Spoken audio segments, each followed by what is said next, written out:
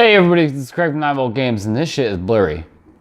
Listen, I'm trying to make it better, and I tried to do this video like 3 times now, and I'm like, why is the background? Why is it so gross in the background?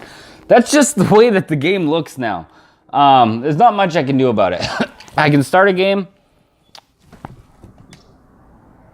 It's not gonna pick up where I left off. The game actually doesn't look that good anymore. Hopefully this takes a little bit. But let's talk about this game. This isn't a remake this is a reboot this. I want them to reboot this series. I don't want them to remake this game. I want them to do something fresh. I want Square to take their... Square has the rights to this shit. Do something with it. Why are they sitting on it? They did fantastic things for Just Cause. They did fantastic things for Hitman and Tomb Raider, especially Tomb Raider. Why don't they reboot this shit? I did not like the way that the series ended. Granted, Defiance wasn't a fantastic game all around. The story is what actually drove the game, but I didn't like the fact that Raziel died.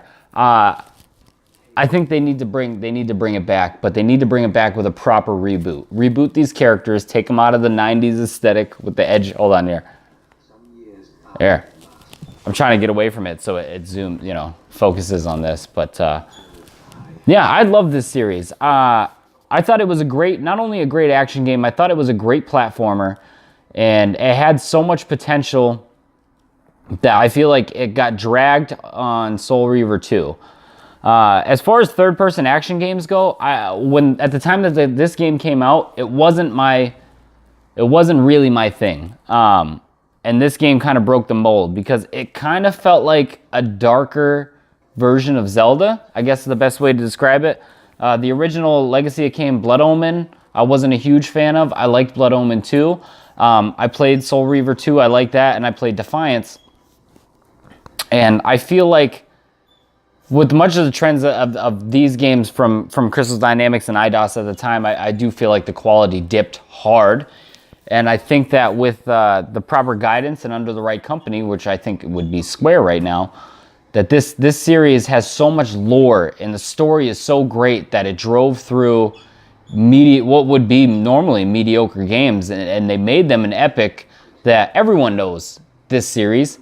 Everyone can recognize these two characters, at least in my generation of gaming, and I think a new generation would thoroughly embrace this, especially with our Dark Souls and all these other third-person action games coming out. I think they could spike the difficulty on this a little bit, or they could go the way of making it kind of like a Zelda game again, in the vein of like Darksiders, because Darksiders was successful. So I think having that edgier, tone and characters would be great, because when this came out in the 90s, I mean, I played it on PS1, but I had actually bought it on Dreamcast, and it's phenomenal. If you have a Dreamcast, play the Dreamcast version of this if you've never played it. Just the basic story of it, I'll give you a rundown of it. The basic story is this guy right here, Raziel. He was one of the vampire generals. He worked for Kain, and you saw in that video there, if you're paying attention to the background, he had wings sprout out, which means that, Kain started to evolve, and he was, the leader.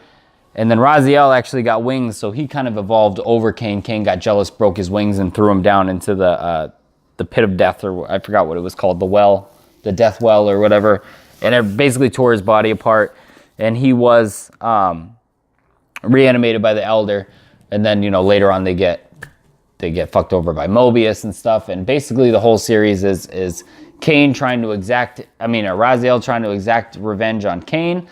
Kain has become corrupted, so eventually the story goes up with Raziel sacrificing himself for Kain to get rid of his corruption, and Kain can right all of the wrongs. And I think that story, if rewritten and done more in an epic saga, that could easily be a trilogy. You could split the games back into 2. You could combine the two characters' stories together. But yeah, it was, I don't know, like, there's a lot of 3D platformers back in these days that sucked everybody's balls. And this one was actually, it was an exception to the rule, which is phenomenal to me. Like I said, I wasn't too into them at the time, but this was one of the games I muscled through and I thoroughly enjoyed. I feel like with a few new tricks for the character, without changing the core of it too much, they could make it into something fantastic. That's it. That's all. I just want to do a 5-minute reboot about this. I'm not going to do any gameplay. I don't like having to turn.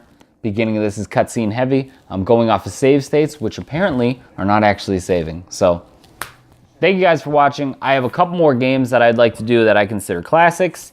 One of them is going to be a VR game, and I'm contemplating streaming that. Let me know what you guys want, because usually when I stream a VR game, it's kind of got that like fisheye view. And then the other one is Dark Watch. Dark Watch is going to be next, which is also another edgy vampire game. I should just start going with vampire games now. Oh, look at this. Let's see if I can play it while the camera's Is your broken wings? Oh, yeah. All right, it's backwards to me. All right, so anyways, thank you guys for watching. Let me know some other things you'd like me to do. I'm totally up for just spamming out as many videos as I can. I wanted to get this one out last week, but I had the flu, and I still have the flu. Try my best. Thank you guys for watching.